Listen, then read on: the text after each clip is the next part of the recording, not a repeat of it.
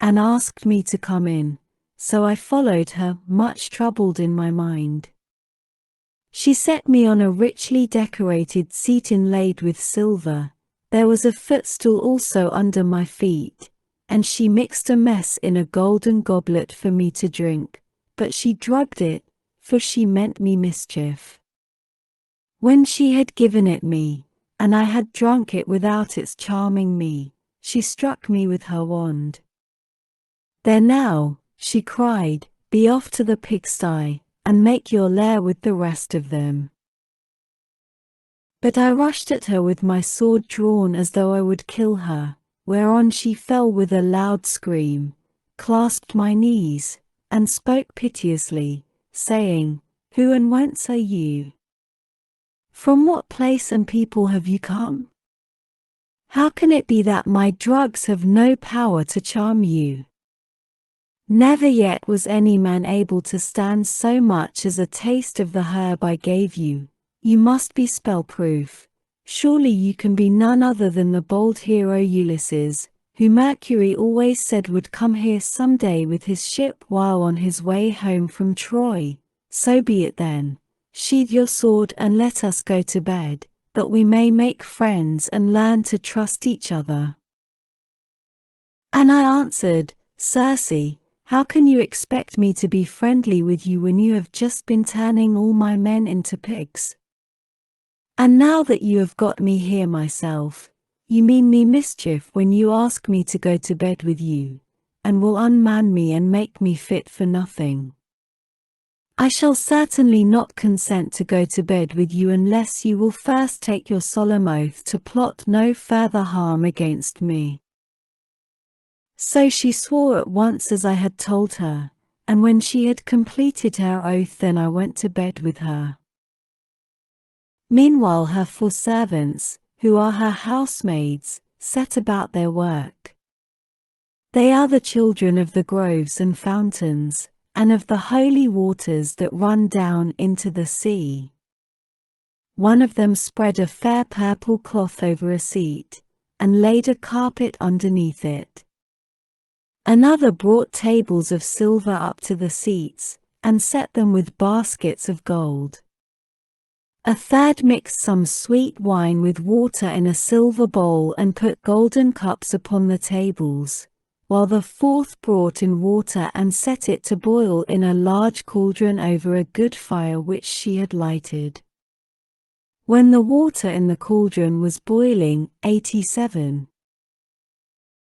She poured cold into it till it was just as I liked it, and then she set me in a bath and began washing me from the cauldron about the head and shoulders, to take the tire and stiffness out of my limbs. As soon as she had done washing me and anointing me with oil, she arrayed me in a good cloak and shirt and led me to a richly decorated seat inlaid with silver. There was a footstool also under my feet. A maid-servant then brought me water in a beautiful golden ewer and poured it into a silver basin for me to wash my hands, and she drew a clean table beside me. An upper servant brought me bread and offered me many things of what there was in the house, and then Circe bade me eat, but I would not, and sat without heeding what was before me, still moody and suspicious. When Circe saw me sitting there without eating, and in great grief, she came to me and said, "Ulysses, why do you sit like that as though you were dumb, gnawing at your own heart, and refusing both meat and drink? Is it that you are still suspicious? You ought not to be, for I have already sworn solemnly that I will not hurt you." And I said, "Circe, no man with any sense of what is right can think of either eating or drinking in your house until you have set his friends free and let him see them. If you want me to eat and drink, you must free my men and bring them to me that I may see them with my own eyes." When I had said this she went straight through the court with her wand in her hand and opened the pigsty doors. My men came out like so many prime hogs and stood looking at her, But she went about among them and anointed each with a second drug, whereon the bristles that the bad drug had given them fell off, and they became men again, younger than they were before, and much taller and better looking. They knew me at once, seized me each of them by the hand, and wept for joy till the whole house was filled with the sound of their hullaballooing. And Circe herself was so sorry for them that she came up to me and said, "Ulysses, noble son of Laertes, go back at once to the sea where you have left your ship, and first draw it onto the land.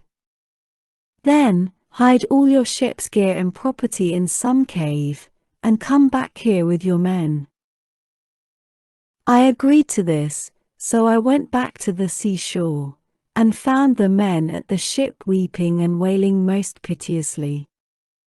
When they saw me, the silly blubbering fellows began frisking round me as calves break out and gambol round their mothers, when they see them coming home to be milked after they have been feeding all day, and the homestead resounds with their lowing. They seemed as glad to see me as though they had got back to their own rugged Ithaca, where they had been born and bred. "Sir," said the affectionate creatures, "we are as glad to see you back as though we had got safe home to Ithaca, but tell us all about the fate of our comrades." I spoke comfortingly to them and said, "We must draw our ship onto the land, and hide the ship's gear with all our property in some cave. Then come with me all of you as fast as you can to Circe's house, where you will find your comrades eating and drinking in the midst of great abundance." On this the men would have come with me at once, but Eurylochus tried to hold them back and said, "Alas, poor wretches that we are, what will become of us? Rush not on your ruin by going to the house of Circe, who will turn us all into pigs or wolves or lions, and we shall have to keep guard over her house. Remember how the Cyclops treated us when our comrades went inside his cave, and Ulysses with them.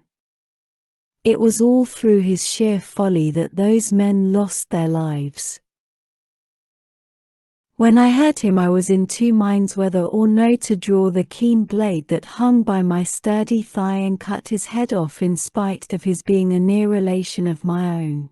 But the men interceded for him and said, "Sir, if it may so be, let this fellow stay here and mind the ship, but take the rest of us with you to Circe's house."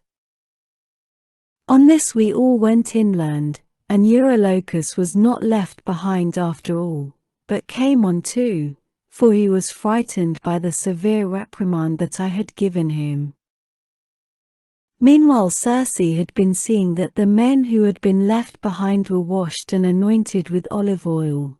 She had also given them woolen cloaks and shirts, and when we came we found them all comfortably at dinner in her house. As soon as the men saw each other face to face and knew one another, they wept for joy and cried aloud till the whole palace rang again. Thereon Circe came up to me and said, "Ulysses, noble son of Laertes, tell your men to leave off crying.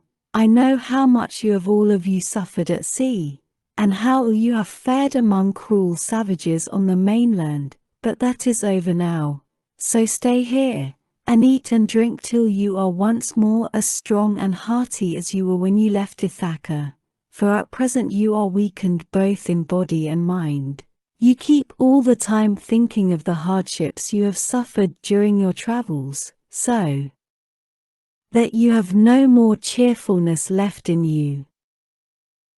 Thus did she speak, and we assented. We stayed with Circe for a whole 12-month, feasting upon an untold quantity both of meat and wine. But when the year had passed in the waning of moons and the long days had come round, my men called me apart and said, "Sir, it is time you began to think about going home, if so be you are to be spared to see your house and native country at all." Thus did they speak, and I assented. Thereon through the livelong day to the going down of the sun we feasted our fill on meat and wine. But when the sun went down and it came on dark, the men laid themselves down to sleep in the covered cloisters. I, however, after I had got into bed with Circe, besought her by her knees, and the goddess listened to what I had got to say. "Circe," said I, "please to keep the promise you made me about furthering me on my homeward voyage. I want to get back, and so do my men. They are always pestering me with their complaints as soon as ever your back is turned." And the goddess answered, "Ulysses, noble son of Let's, you shall none of you stay here any longer if you do not want to. But there is another journey which you have got to take before you can sail homewards. You must go to the house of Hades and of dread Proserpine to consult the ghost of the blind, the banned prophet Teiresias, whose reason is still unshaken. To him alone has Proserpine left his understanding even in death, but the other ghosts flit about aimlessly." I was dismayed when I heard this. I sat up in bed and wept, and would gladly have lived no longer to see the light of the sun. But presently, when I was tired of weeping and tossing myself about, I said, "And who shall guide me upon this voyage? For the house of Hades is a port that no ship can reach." "You will want no guide," she answered. "Raise your mast, set your white sails, sit quite still, and the north wind will blow you there of itself. When your ship has traversed the waters of Oceanus, you will reach the fertile shore of Proserpine's country with its groves of tall poplars and willows that shed their fruit untimely. Here beach your ship upon the shore of Oceanus, and go straight on to the dark abode of Hades.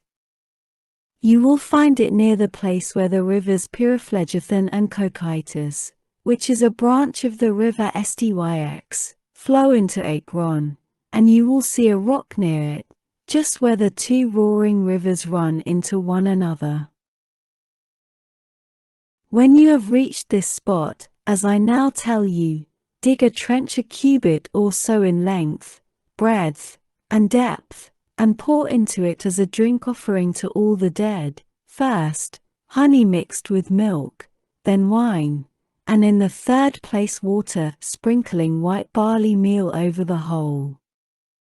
Moreover, you must offer many prayers to the poor feeble ghosts, and promise them that when you get back to Ithaca you will sacrifice a barren heifer to them, the best you have, and will load the pyre with good things.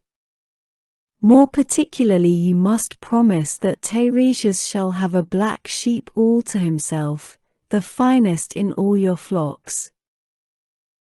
When you shall have thus besought the ghosts with your prayers, offer them a ram and a black ewe, bending their heads towards Erebus, but yourself turn away from them as though you would make towards the river. On this, many dead men's ghosts will come to you, and you must tell your men to skin the 2 sheep that you have just killed, and offer them as a burnt sacrifice with prayers to Hades and to Proserpine.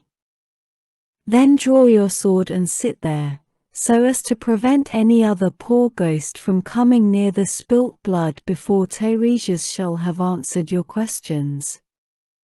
The seer will presently come to you, and will tell you about your voyage, what stages you are to make, and how you are to sail the sea so as to reach your home."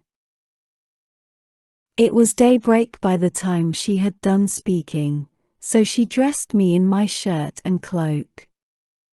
As for herself, she threw a beautiful light gossamer fabric over her shoulders, fastening it with a golden girdle round her waist, and she covered her head with a mantle. Then I went about among the men everywhere all over the house, and spoke kindly to each of them man by man. "You must not lie sleeping here any longer," said I to them, "we must be going, for Circe has told me all about it." And on this they did as I bade them. Even so, however, I did not get them away without misadventure.